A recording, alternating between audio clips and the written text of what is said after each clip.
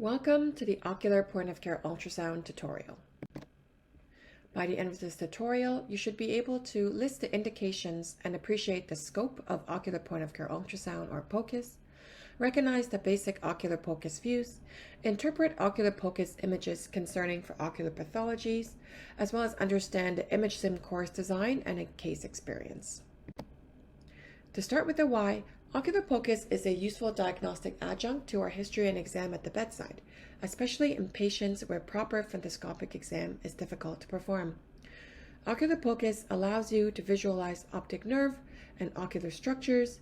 It can potentially help you with the exam of the swollen shut eye and help you triage the urgency of ophthalmologic consultation and/or neural imaging. It is important to note, though, that ocular POCUS is not meant to replace neuroimaging if it is indicated. Ocular POCUS can potentially be helpful in the assessment of patients presenting with the clinical presentations listed here. The main contraindication of ocular POCUS is suspected or confirmed globe rupture. Here is a slide summarizing the setup of ocular POCUS. Because the image acquisition is best learned at the bedside, we will not go into details, but the key points to remember are to use the high-frequency probe and to select the ocular presets to minimize mechanical and thermal index. Here is a typical transverse view of the eye on POCUS with the key structures as labeled. The main structures to pay attention to is the optic nerve at the far field of the globe, seen as a homogeneous, hypoechoic linear structure entering the retina. It is often seen surrounded by a more hyperechoic band representing the optic nerve sheath. It's analogous to the arachnoid membrane surrounding the subarachnoid space. The vitreous fluid should appear anechoic, and the lens should be the reflective crescent-like structure seen in the anterior segment. Ocular pathologies on POCUS can be found in the anterior segment as well as the posterior segment. In the anterior segment, POCUS can help you look for lens pathologies. Normally, the lens appears as a biconvex hyperechoic structure usually positioned just posterior to the iris.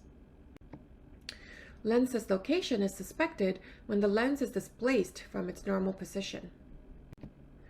A cataract is suspected when the lens shows increased wall thickness and has hyperechogenicity. Important pathologies can also be seen in the posterior segment.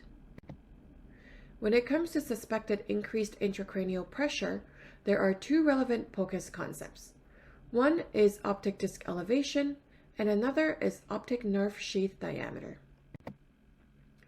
Under normal circumstances, the insertion point at which an optic nerve enters the retina should be relatively flat, as in there is no optic disc elevation.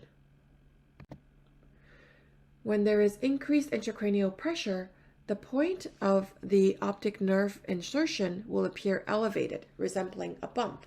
This is also known as optic disc elevation or sonographic papilledema, as seen here. The optic disc elevation can be measured by placing the top caliper at the peak of the elevation and the second caliper at the bottom of this peak, where the normal back of the eye should be. Based on the best available evidence, for the purposes of this tutorial, we have defined the risk of increased ICP using the following optic disc elevation cutoffs. Less than or equal to 0.4 millimeters would be considered normal. Between 0.41 to 0.79 millimeters would be considered indeterminate or moderate risk, and above or equal to 0.8 millimeters would be considered high risk for increased ICP. It is important to remember that these results should always be clinically integrated based on the clinical context and pretest probability. One of the pitfalls to pay attention to is an entity called drusen, which can be a mimic of optic disc elevation.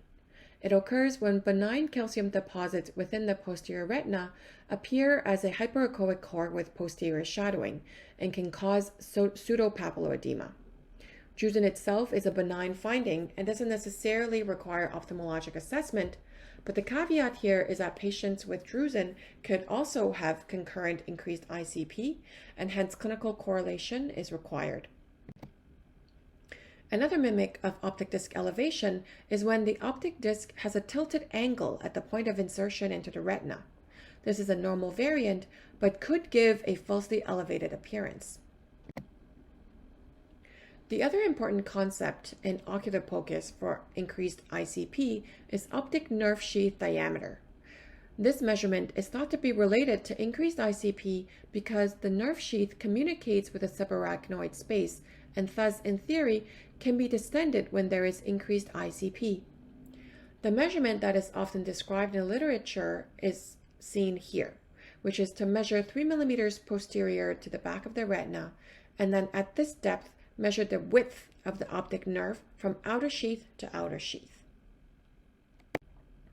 When it comes to cutoffs, this is where the heterogeneity in the literature becomes a bit problematic.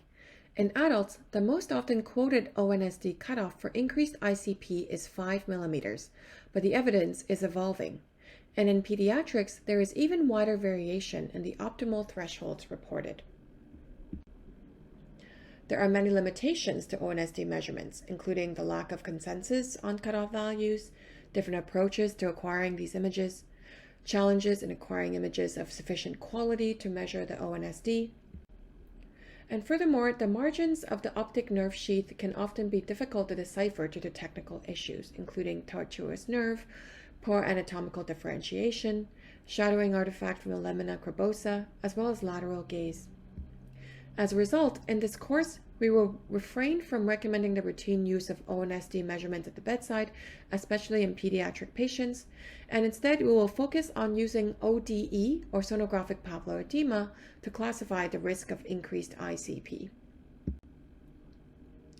Another condition that ocular focus can help you diagnose is retinal detachment, which occurs when the retina is separated from the underlying retinal pigment epithelium. This results in ischemia and thus is a sight-threatening ophthalmologic emergency. On POCUS, retinal detachment can be visualized as a bright echogenic flap that appears to have separated from the posterior eye. An important feature to note is that the floating membrane is often still seen tethered to the optic nerve.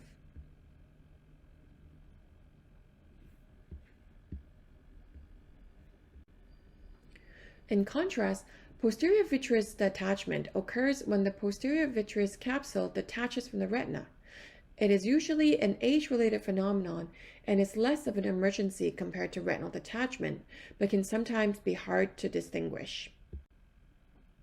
On POCUS, posterior vitreous detachment is often seen as a mobile hyperechoic membrane that is lifted off the posterior surface of the globe, with a swaying seaweed appearance, and it is usually not tethered to the optic nerve. It's often moving freely with ocular movement and crosses the midline. Here are the features that can help distinguish retinal detachment from posterior vitreous detachment. But it can be hard to distinguish, and the bottom line is that if you see a linear floating structure in the posterior segment of the eye, ophthalmologic consult is likely warranted. Another entity you may see is vitreous hemorrhage, where there is traumatic or non-traumatic bleeding into the vitreous body. On POCUS, vitreous hemorrhage appears as an echogenic collection within the vitreous that often sways with eye movement. If you ask the patient to move their eye from side to side, you may see the washing machine sign, where the echogenic material appears to swirl like clothing in a washing machine. It can occur in isolation or concurrently with retinal detachment or posterior vitreous detachment. A clinical pearl when scanning at the bedside is that altering the gain can help you visualize the posterior segment abnormalities. Turning up the gain can improve visualization of the vitreous abnormalities like vitreous hemorrhage, whereas lowering the gain can help improve visualization of membranes like in retinal detachment. The last group of pathology that this tutorial will cover are ocular masses. POCUS can help you detect tumors within and around the eye, appearing as a heterogeneous hyperechoic area of varying sizes, shapes, and location. Here is an example of a retinal blastoma.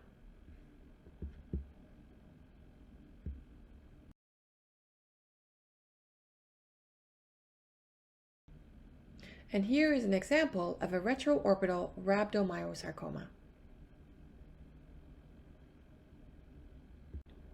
We will now go over some of the specifics of the course we have designed for image interpretation of this application. This course uses 3 educational principles in the design of how we teach image interpretation. First is cognitive simulation. Second is deliberate practice, where we expose participants to hundreds of cases with feedback. And third, we ask participants to achieve a minimum competency standard. The primary educational goal is for participants to accurately distinguish normal POCUS cases from POCUS findings concerning for ocular pathology. And the case mix in this course includes a variety of pathologies in the following categories: increased ICP, cataract, lens dislocation or subluxation, retinal detachment or vitreous attachment with or without vitreous hemorrhage, as well as orbital or ocular masses. We have included annotations to facilitate learning, where the location of pathology will be annotated in yellow, and the POCUS expert-derived ODE and ONSD measurements will be provided in blue in the bottom left of the screen that learners can use to compare to their own measurements, which will appear on the right of the screen. Here's a reminder that for the purposes of this course, we will classify the risk of increased ICP solely using the optic disc elevation cutoffs. Optic nerve sheath diameter measurements will be provided for reference, but will not be used for classification given the current uncertainty of the significance of values as they relate to increased ICP. And when the optic nerve sheath diameter is measurable, we will provide the value, and when it isn't measurable for technical reasons, we will state these reasons in the annotation. Here's a demonstration of the tools you can use on this platform. To measure the optic disc elevation, click the ODE button and place your top and bottom calipers on the optic disc elevation. For the optic nerve sheath diameter measurement, a 3 mm ruler will first appear for you to measure 3 mm behind the globe. Then at this depth, you can place the calipers to measure the width of the optic nerve sheath diameter. You are first asked about whether pathology is absent or present, and when you select present, it will then ask you what kind of pathology is present. Once you have submitted your answer, you will get immediate feedback that corresponds your answer to the POCUS expert answer with a detailed case description. After about 60 cases, your performance will start to display at the bottom of the screen, and the goal is to get to 90% accuracy. And you only need to achieve this once to be considered competent, and so we encourage you to continue doing cases since your performance in subsequent cases will not affect your competency status. Development of this course is thanks to the team on this slide. In summary, we've gone over the indications for ocular point-of-care ultrasound, reviewed categories of ocular pathologies that could be seen on ocular POCUS, and hopefully now you understand the ImageSim course design, pathology definition, and case experience. We hope you enjoyed the cases in this course, and please contact us if you have any comments or questions. Thank you for your time.